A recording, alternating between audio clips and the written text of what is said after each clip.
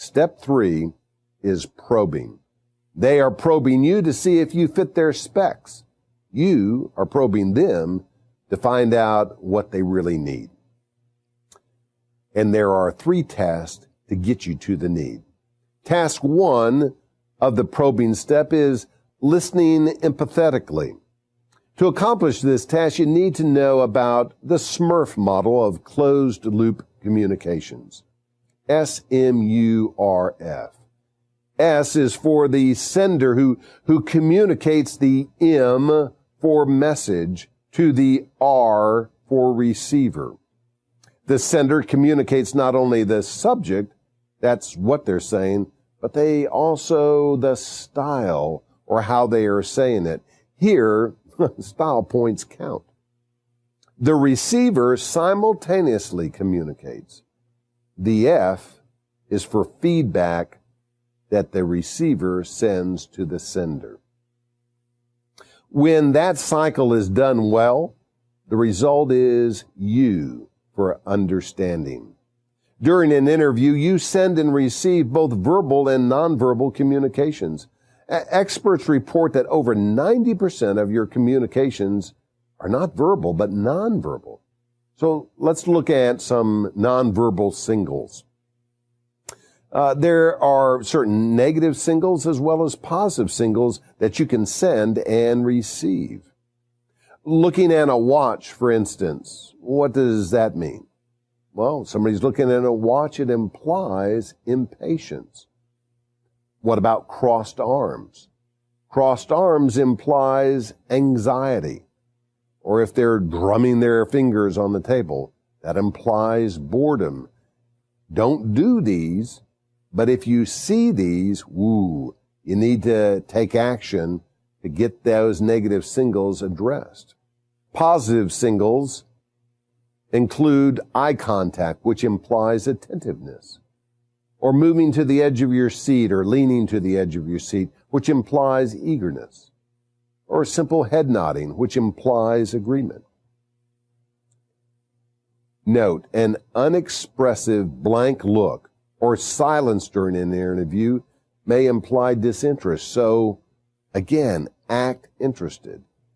And if you see a negative signal, bring a question back to them. Use their name and ask them a question. Stop what you're saying because you're getting these negative signals. And very simply go, Mike, tell me, how does what I'm talking about relate more to the type of situation you have here? Or how would I be able to use my gifts and skills in terms of helping move your problems along to a successful conclusion? Anything that gets them to start talking, start answering, and get that negative thought out of their mind. There are 3 things you need to remember about listening empathetically: balance, frame of reference, interviewing by interviewing. Let's begin with balance. An interview should be like a seesaw where the sender and receiver are reasonably balanced. It should be a dialogue, a conversation, an exchange between you and them. During the interview, monitor your you versus them ratio. Your goal should be 2/3 you and 1/3 them when networking for employment or during an occupational interview. They should do most of the asking, and you should do most of the answering, which takes most of the time.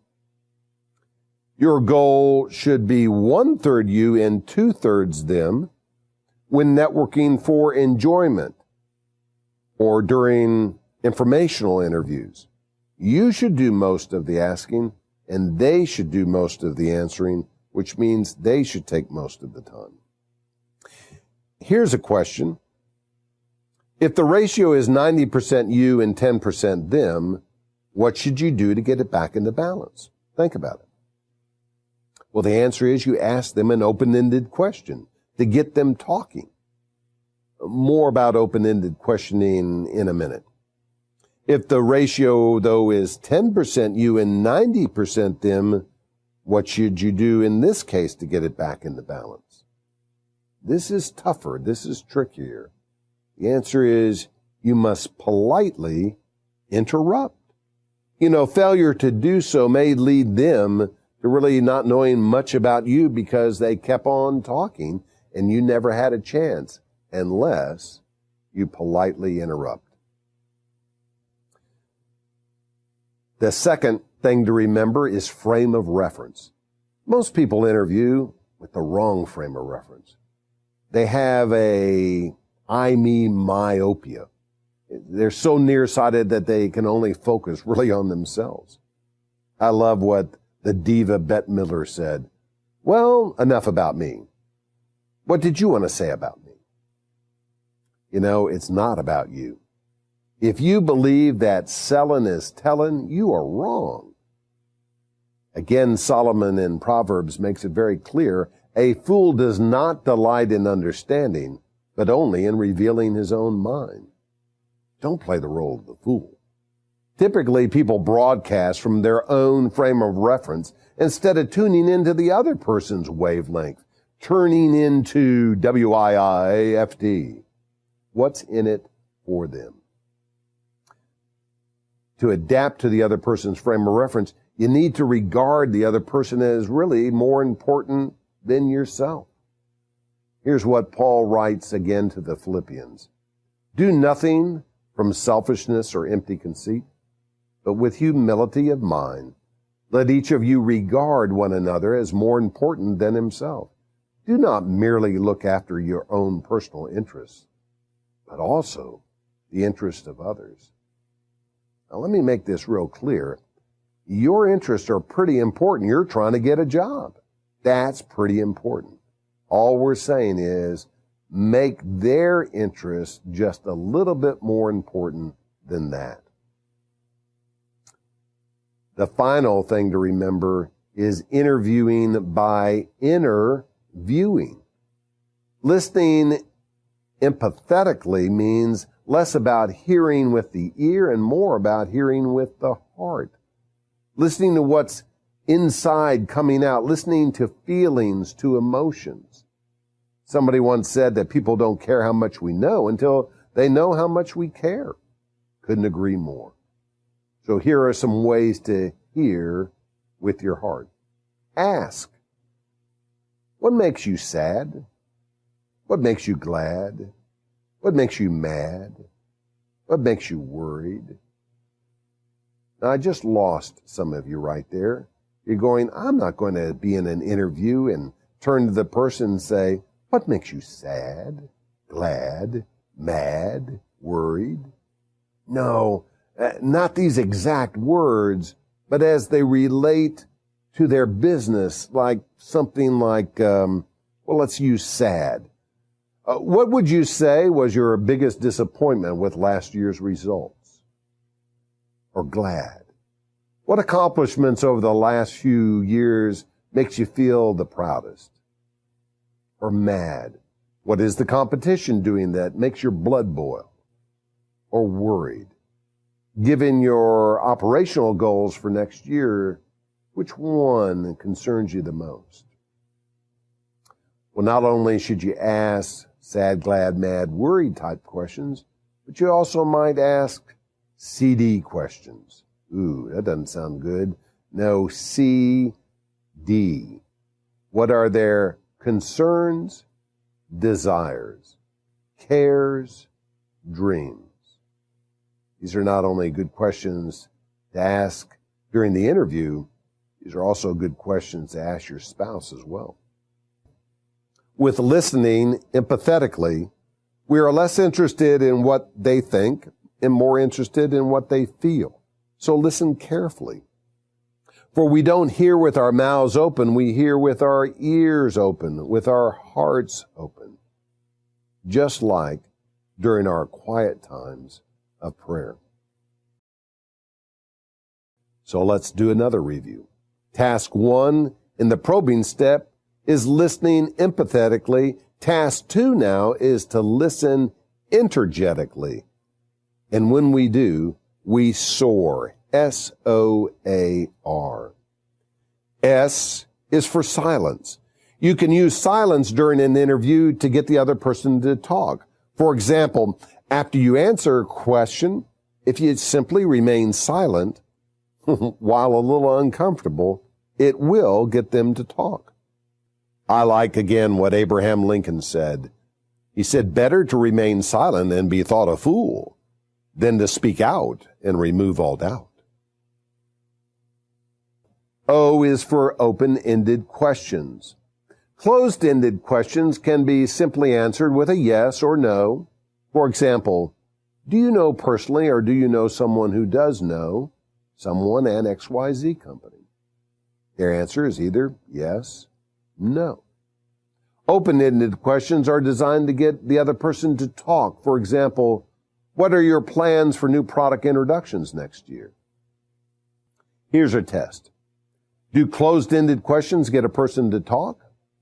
Hey, that is a closed-ended question because it should be answered no. Versus, what are the benefits of an open-ended question? Now, somebody has to get talking about all the benefits, so that is an example of an open-ended question. Open-ended questions typically begin with one of 6 words, which is found on the title page of this section of your Seeker's Notebook. So here they are from Rudyard Kipling. I keep 6 honest serving men. They taught me all I knew. Their names are what and why and when and how and where and who. Jesus Christ is the master communicator. Prior to his miraculous feeding of the 5,000, listen to what he asked one of his disciples named Philip. Jesus, therefore, lifting up his eyes and seeing that a great multitude was coming to him, said to Philip, where are we to buy bread that these may eat? And this he was saying to test him, for he himself knew what he was intending to do. Better to test your ideas or actions with an open-ended question than to tell someone what's on your mind and find out that it's not well received. A is for acceptance, which is used to keep the other person talking. You show acceptance with nonverbal signals of attentiveness, like eye contact or head nods or moving forward in your chair. R is for restatement, which is used to validate what the other person is saying and, again, to keep them talking. You make a restatement by parroting the emotions, like, oh, how frustrating, or restating a word that they have perhaps used. Restatement can also be used to summarize their thoughts by recapping in your own words what they have said. So let me see if I understand that right. The key thing here is international expansion. Do I understand that well?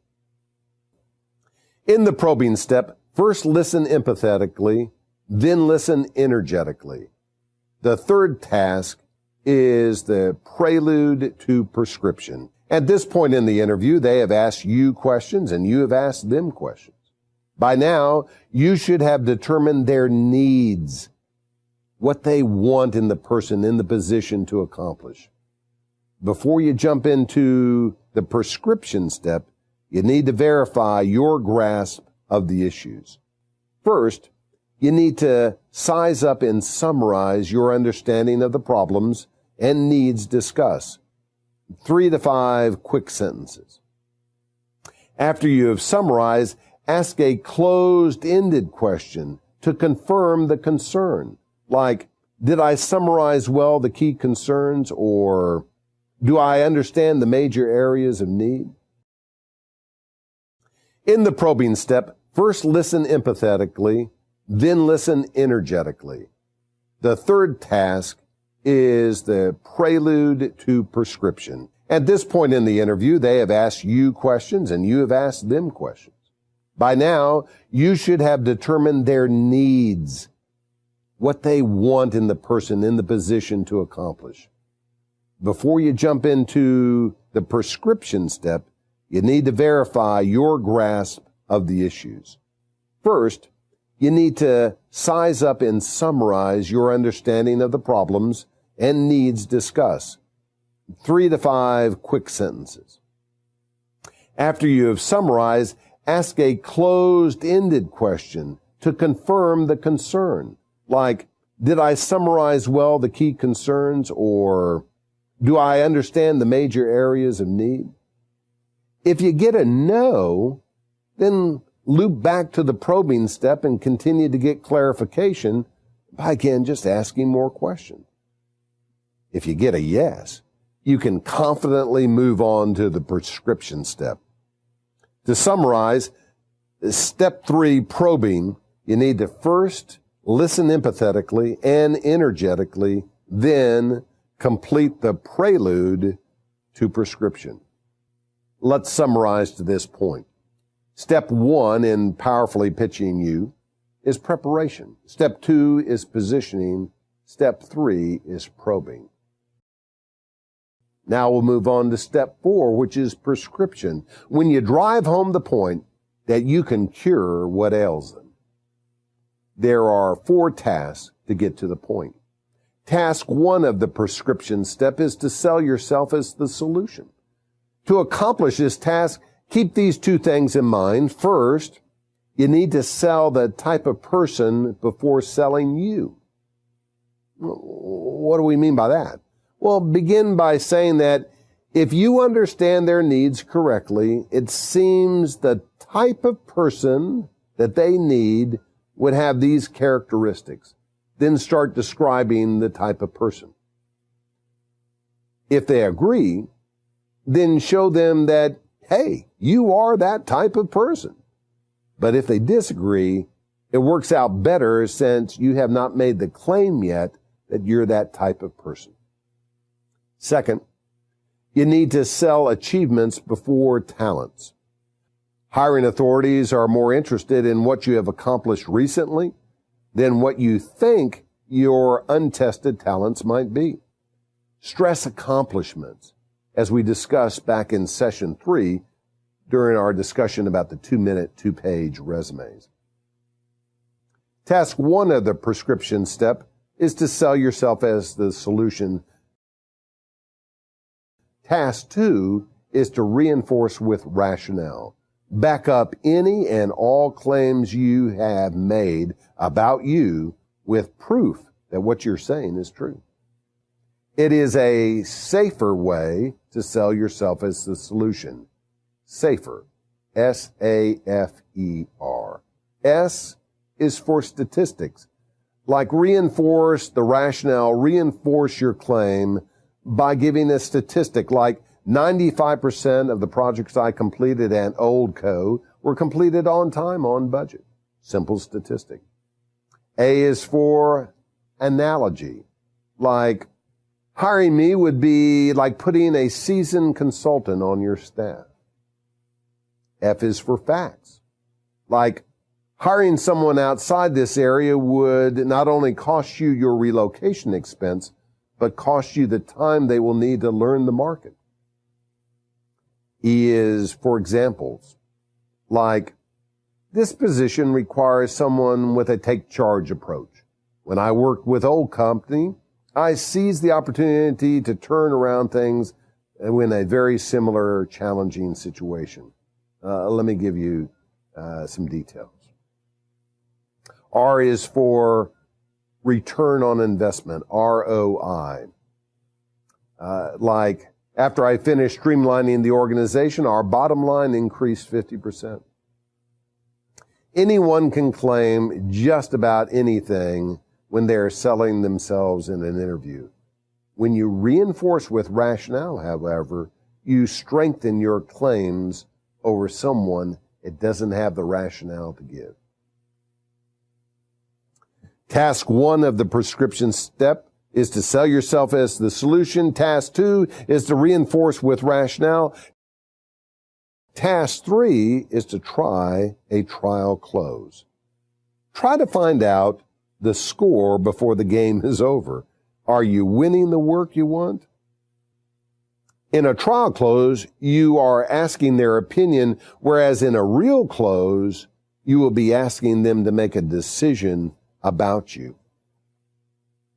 You can try a trial close that is either a soft or sweet or sharp based upon what's best for you, what kind of courage you have in trying a trial close. Let me give you examples of each. A soft trial close would be something like, "So how am I doing?" Or, "How do I stack up so far against the other candidates?" A sweet trial close would be something like, "I've really enjoyed being here. I hope that you're going to offer me the job. What are the next steps?" Or, "Based upon what you see in my accomplishments and what we've discussed today, what do you see are my strengths and shortcomings relative to this position?" And then a sharp trial close. On a scale from 1 to 10, with 10 being tops, where would you rate me against the ideal candidate? Their answers to these questions give you some guidance on how to wrap up. So, task 1 of the prescription step is to sell yourself as the solution. Task 2 is to reinforce with rationale. Task 3 is to try a trial close. And finally, task 4 is to expect excellence and anticipate adversity. Expect the best. Expect to win. Expect to get the offer. Either an offer to return for another interview or the offer for the job, but anticipate adversity. Anticipate some form of objections or even opposition. Anticipate objections which can either be insincere or sincere objections. Insincere objections from a hiring authority are really designed to delay their decision. An example might be, "Well, I'm not sure we can put together a package which would attract someone of your caliber." Either simply read it as an insincere objection and ignore it, or ask, "What did I say to give you that impression?" Sincere objections from a hiring authority are really more stumbling blocks which must be addressed. An example might be, "You just don't have the industry experience we're looking for." In this case, you need to try to isolate, then embrace the objection. To isolate, try to ask if this specific concern is their only real concern. Otherwise, they would hire you. To embrace, try the field, felt, found technique. An example of that is, "I know how you might feel about me not knowing the business as well as some veteran. My boss at Oldco felt the same way when I was interviewing with him. But what we found was that I have an amazing gift as a quick study and outperformed most as a rookie." Not only should you anticipate objections, but you need to also anticipate opposition, which leads to a, "Sorry, you're just not the one."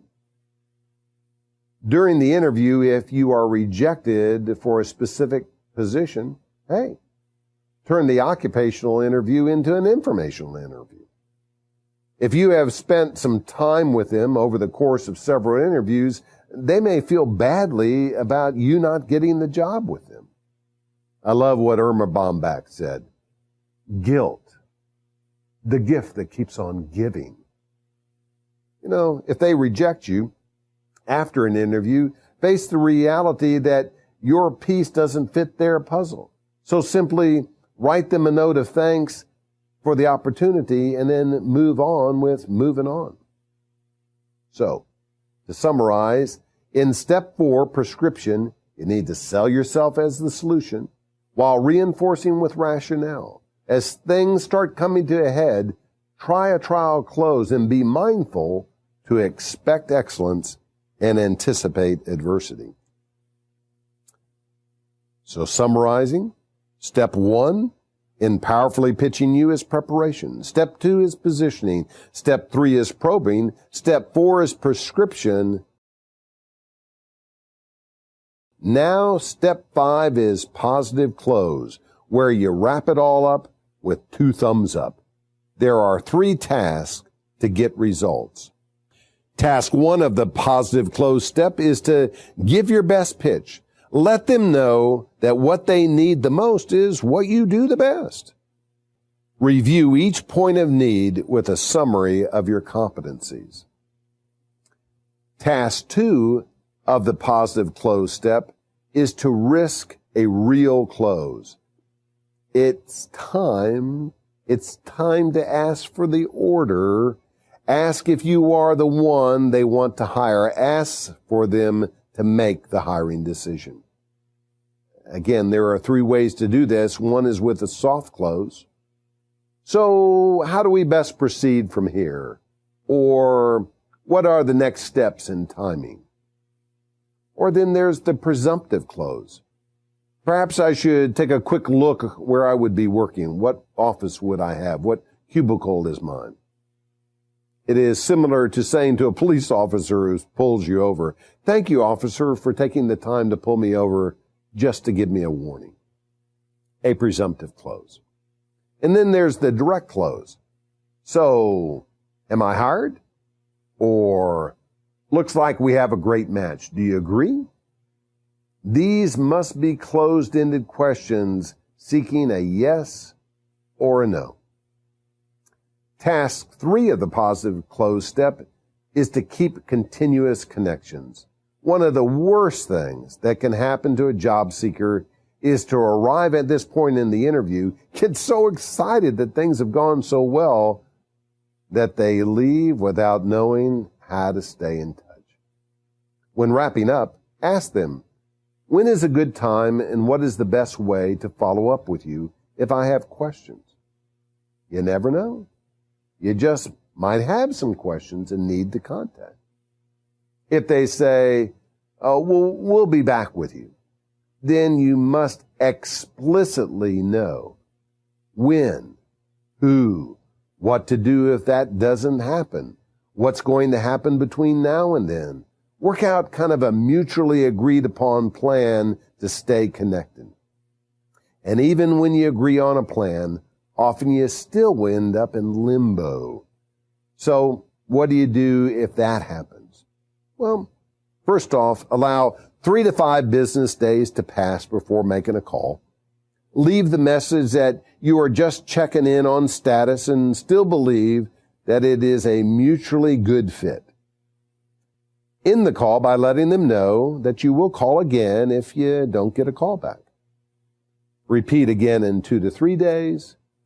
Repeat again in about 1 to 2 days.